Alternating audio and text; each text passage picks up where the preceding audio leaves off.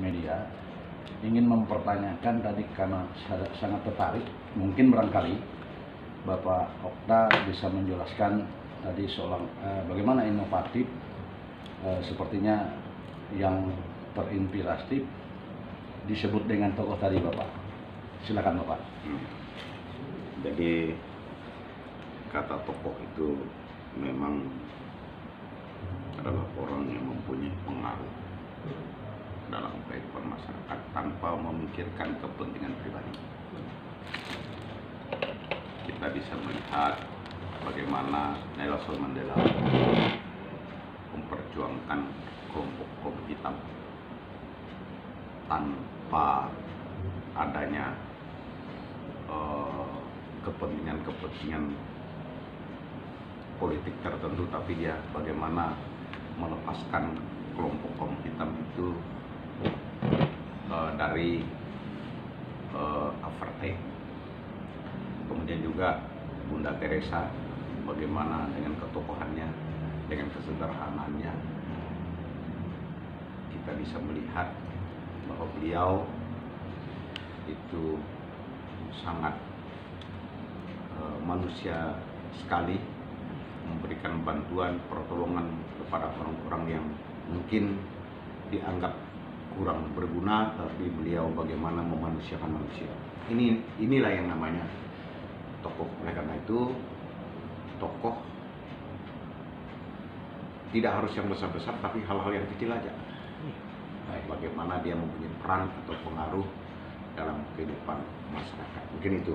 Baik, lalu menyangkut soal pertumbuhan ekonomi manusia daya di Kalimantan Barat, khususnya Landang. Tadi saya tertarik dengan inovasi bahwa kenapa masyarakat kita masih tergolong miskin. Nah, di antara ini menurut Abang sebagai wakil rakyat di Landang, siapa yang dianggap tokoh, lalu bagaimana cara untuk merubah mindset, membudidayakan sehingga masyarakat kita menjadi masyarakat yang inovatif, menjadi masyarakat yang produktif. Menurut Abang selaku wakil rakyat, wakil ketua di Kabupaten Landang, silakan Abang, kami minta salah satu argumentasinya. Silakan. Jadi yang paling penting itu adalah sumber daya manusia. Sumber daya manusia itu sangat penting dalam kerangka kita membangun kehidupan bersama. Karena tanpa sumber daya manusia, tentu kita akan ketinggalan dari saudara-saudara kita yang lain. Oleh karena itu, peningkatan SDM itu sangat penting bagi kelangsungan kehidupan dan kompetisi di dunia yang serba canggih ini. Nah, kalau misalnya kita tidak mengikuti, kalau kita tidak memiliki kemampuan sumber daya manusia, maka kita akan jauh ketinggalan. Oleh karena itu, kita bisa melihat ada beberapa kreativitas. Mungkin secara aturan pemerintah pusat sudah mengalokasikan anggaran untuk pendidikan itu 20%. Ini adalah sebagai upaya bagaimana bangsa Indonesia itu bisa meningkatkan kualitas sumber daya manusia. Itu salah satu peningkatan sumber daya manusia. Belum lagi kegiatan-kegiatan yang bersifat informal yang dilakukan oleh beberapa tokoh atau perusahaan-perusahaan supaya kita mempunyai daya saing, seperti misalnya PT Sampurna dengan sekolah-sekolah. Kemudian mungkin ada lembaga atau yayasan-yayasan, mungkin baik itu yayasan Kristen, Katolik maupun Islam. Nah, itu berupaya bagaimana kualitas SDM kita itu minimal bisa sejajar dengan bangsa-bangsa lain. Nah, inilah upaya-upaya yang dilakukan oleh masyarakat bangsa Indonesia, dan ini berproses. Jadi terkait dengan SDM ini tidak seperti membalikan telapak tangan, jadi perlu proses.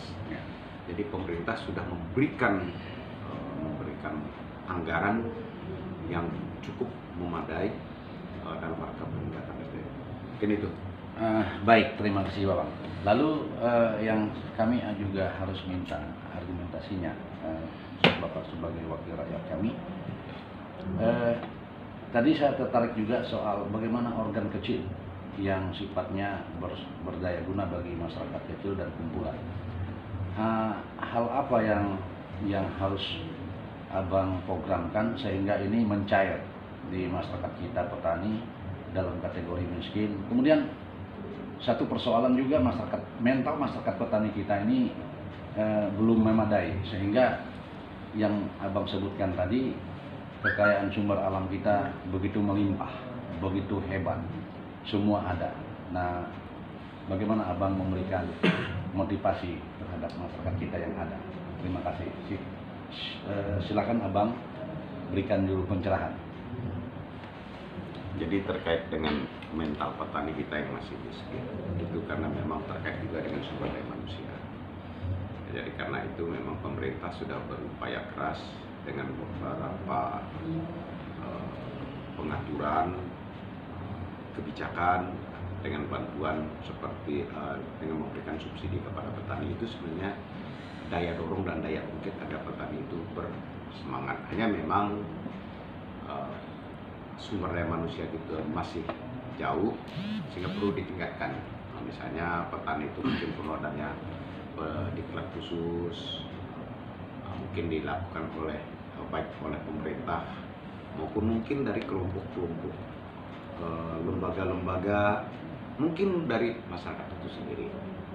Jadi intinya antara pemerintah, petani, masyarakat itu harus saling berkolaborasi supaya bisa membangun kehidupan pertanian yang lebih baik. Baik, lalu Bang, yang perlu juga kami minta inovasinya, salah satu partisipasi. Kebetulan hari ini adalah perdana kami sebagai jurnalis media Radar Borneo.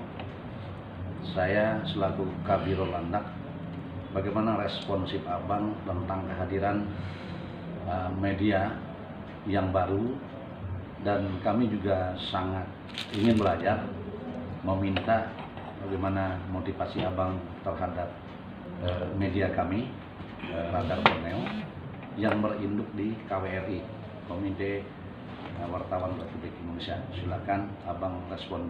Ya. Saya secara pribadi memberikan apresiasi kepada teman-teman yang terlibat dalam rangka pemberitaan. Jadi memang sangat penting itu pemberitaan. Jadi kalau di negara itu mungkin kekuatan keempat itu adalah informasi. Jadi mungkin legislatif, eksekutif, yudikatif, kemudian keempatnya adalah informasi. Informasi inilah salah satu mungkin dengan melakukan jurnalistik. Oleh karena itu saya memberikan apresiasi supaya adanya pihak-pihak jurnalis ini untuk mungkin memberikan dorongan atau mungkin melihat ada hal yang perlu dibenahi. Jadi intinya kemajuan suatu bangsa itu memang kita perlu adanya orang yang ikut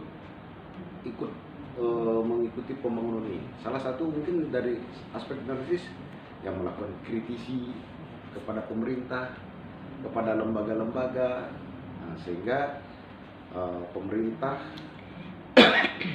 yang mungkin kurang sesuai jalur dengan adanya informasi ini mungkin bisa dengan baik. Jadi apalagi sekarang kan asas transparansi, mungkin melalui media ini kita saling melengkapi antara pemerintah maupun media. Jadi saling melengkapi. Sedikit Bang, saya mau tanya, saya tertarik dengan ini.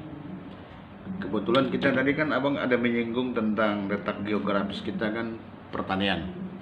Nah, ini berkaitan dengan swasembada pangan. kebetulan abang salah satu wakil ketua DPR, bagian dari link sistem pemerintahan, tentu tahu juga tentang permasalahan pertanian di Kabupaten Landak. Sementara yang kita telah melakukan beberapa kajian, survei, daerah kita memang untuk lahan persawahan itu luar biasa.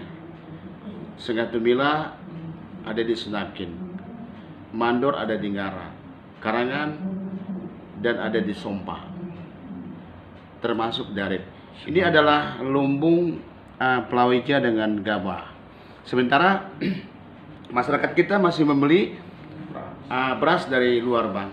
Terus harapan abang sebagai wakil kami di DPR untuk menekan pemerintah agar swasembada pangan ini bisa diharapkan oleh masyarakat dan bisa untuk mencukupi kehidupan masyarakat, khususnya Kabupaten Landak yang kita cintai. Harapannya, penekanan abang terhadap pemerintah. Baik, sebenarnya pemerintah sudah melakukan hal-hal yang sifatnya melakukan dorongan kepada para petani, terutama bantuan alat-alat pertanian dan sebagainya. Dan sebenarnya kalau kita melihat bahwa Kabupaten Landak ini boleh dikatakan hasil pertaniannya khusus padi itu boleh dikatakan sudah surplus.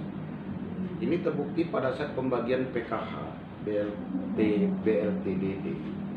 Itu beras yang dibagikan kepada petani, beras dari Landak itu sendiri. Nah, itu mungkin merupakan salah satu indikator keberhasilan. Hanya mungkin perlu ditingkatkan kembali. Tapi upaya-upaya untuk meningkatkan itu sudah maksimal. Hanya memang perlu kita tingkatkan kembali. Oke. Keterbatasan anggaran dari pemerintah. Itu kan juga menjadikan indikator. Nah, apalagi dengan APBD Kabupaten Landak ini masih sangat kurang. Nah, apalagi sektor pertanian, untuk membangun sektor pertanian kan memang perlu anggaran yang cukup besar. Ini kembali pada APBD, Bang. Kebetulan kan penempatan APBD khususnya di Dinas Pertanian itu berapa miliar, Bang? Satu, yang kedua, sistem teknologi saat ini seperti di Jepang, di Cina sudah menerapkan petani tanpa asap, beta. Nah, adakah rencana pemerintah bersama DPR untuk menciptakan suatu inovasi ini? Satu, petani tanpa asap. Kedua, menambah anggaran dari pertanian, karena ini salah satu stakeholder kita untuk mensejahterakan masyarakat. Adakah berkaitan dengan lembaga itu jelas memberikan apresiasi kepada pemerintah dengan mendorong agar anggaran di sektor pertanian itu terus ditingkatkan. Jadi karena keterbatasan anggaran tadi, pemerintah Kabupaten Landak berupaya keras untuk mencari dana dari luar, dari pemerintah pusat dalam bentuk BAK atau dalam bentuk program-program pertanian dari pusat. Jadi misalnya Alsintan dan sebagainya. Luas lahan dengan alat pertanian itu masih belum balance, belum berimbang. Nah, inilah yang sedang kita upayakan, dan setiap tahun anggaran itu kita tingkatkan dalam rangka baik pengadaan alat pertanian maupun pengadaan pupuk, pengadaan benih, itu kita tingkatkan sehingga hasilnya juga bisa kita rasakan bahwa sektor pertanian ini sebenarnya menjanjikan. Hanya memang masih memerlukan sebuah proses, apalagi boleh dikatakan pertanian ini memang sangat memerlukan dana yang besar, dana yang cukup besar agar pertanian kita bisa ditingkatkan lebih baik.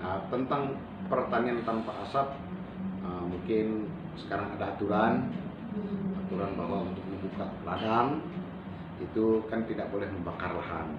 Tetapi kan pemerintah sudah berupaya dengan aturan-aturan, kebijakan-kebijakan sesuai peraturan perundangan yang berlaku, sehingga salah satu upaya pemerintah itu ya melakukan intensifikasi pertanian yang ada. Karena memang sawah-sawah itu banyak sebenarnya, hanya belum diintensifkan, sehingga upaya-upaya itu dilakukan untuk diintensifkan supaya produk dari sektor pertanian ini bisa. Oke, kita lihat dari sisi letak geografis, Bang, mengenai persawahan. Adakah nanti zona integritas khusus untuk pertanian persawahan ini dijadikan suatu lumbung padi? Ada enggak rencana pemerintah bersama DPR? Itu bukan rencana lagi, memang sudah seperti Di mana, Bang? Kecamatannya, Bang? Misalnya Sompak Kompleks. Sompa Sabang. satu, Kompleks. Kemudian di Senakin. Senakin dua. Kemudian di Sembangki. Sebangki. Tiga. Kemudian di Ngara. Dengaran. Juga di Menjalin seperti di Silung, di Nyawan itu boleh dikatakan pertanian itu sangat mendominasi. Oke.